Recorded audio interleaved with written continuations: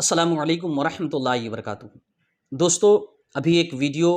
شہاب کے پیدل حج سے متعلق میں نے کل ہی اپلوڈ کیا تھا، تو کچھ احباب کے میسیجز آئے، کچھ کمنٹس آئے کہ اس جو آیت میں نے نقل کی یا جو روایتیں بتائی، ان کا ماحصل وہ نہیں جو میں نے بتایا ہے۔ ان کا کہنا یہ ہے کہ ان کا ماحصل یہ ہے کہ لوگ پیدل ارکان حج ادا کریں،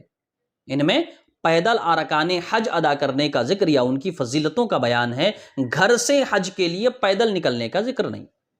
تو میں چاہتا ہوں کہ اپنے مقصود کو دو حوالوں اور دو دلیلوں کی روشنی میں واضح کر دوں۔ پہلی دلیل، پہلا حوالہ وہی آیت جو میں نے اس سے پہلے والے ویڈیو میں نقل کی تھی، سورۃ الحج کی آیت نمبر 27۔ یوں تو یہ پوری آیت ہی اس بات پر دلالت کرتی ہے کہ آدمی پیدل حج کر سکتا ہے یا کرے گا، اس کے جواز پر، اور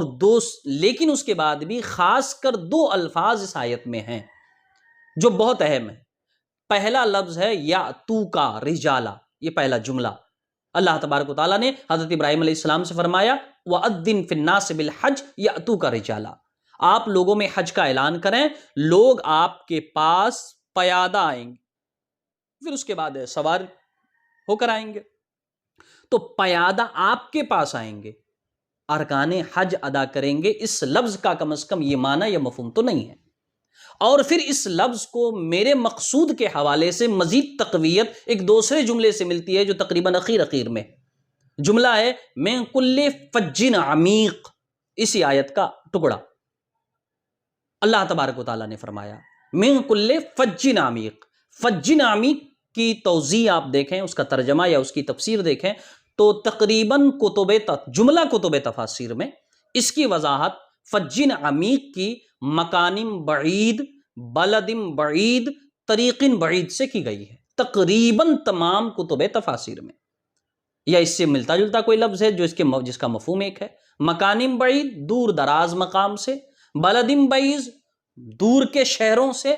طریق بعید دور کے راستوں سے۔ تو دور کا شہر، دور کا مقام یا دور کا راستہ، یہ تھوڑی بتاتا ہے کہ اس کا مطلب یہ ہے کہ پیدل ارکان حج ادا کریں۔ اس کا مفہوم کہاں سے یہ نکل سکتا ہے؟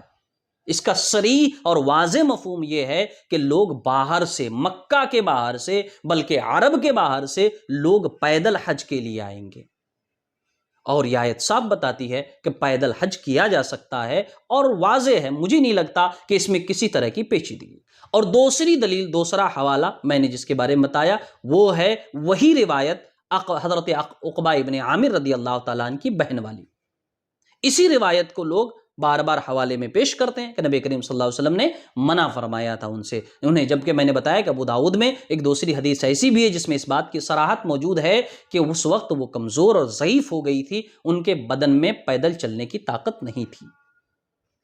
لیکن اسی روایت کو نقل کر کے حضرت امام ابو بکر جساس رازی رحمۃ اللہ تعالی علیہ، جو جلیل القدر ائمہ حنفیہ میں سے ایک ہیں،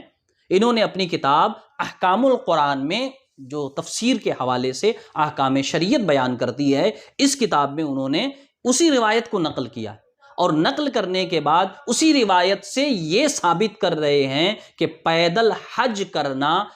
گھر سے پیدل حج کے لیے نکلنا، یہ ثواب کا کام ہے۔ سب سے پہلے یہ بتا دوں کہ عقبہ ابن عامر رضی اللہ تعالیٰ عنہ کا جو واقعہ پیش ہوا تھا وہ مدینہ منورہ کا تھا۔ اب مدینے سے مکہ آنا ہے تو ظاہر ہے، لوگ جانتے ہیں مکے اور مدینے میں کتنا فاصلہ ہے، تو وہاں سے آنا ہے۔ تو اس روایت کو نقل کرنے کے بعد حضرت امام ابو بکر جساس رازی رحمۃ اللہ تعالیٰ علیہ فرماتے ہیں وَهَذَا يَدُلُّ عَلَىٰ أَنَّ الْمَشْيَ قُرْبَةٌ قَدْ لَزِمَتْ بِالنَّظْرِ، یہ روایت اس بات پر دلالت کرتی ہے کہ حج کے لیے گھر سے پیدل چلنا یہ عبادت ہے، نہ صرف جائز ہے، فرماتے ہیں عبادت ہے، قد لازمت بالنظر، جو کہ منت کی وجہ سے لازم اور واجب ہو گئی تھی۔ منت مان لے، کوئی چیز آپ کے لیے جائز یا حلال ہو، آپ اگر اس کی منت مان لیں تو وہ چیز واجب ہو جاتی ہے اگر قارئ ثواب ہو تو۔ فرماتے جو منت کی وجہ سے لازم ہو گئی، لولا ذالک لما اوجب النبی صلی اللہ علیہ وسلم علیہ ہدیا عند ترکہ المشی، فرماتے ہیں کہ اگر ایسا نہ ہوتا،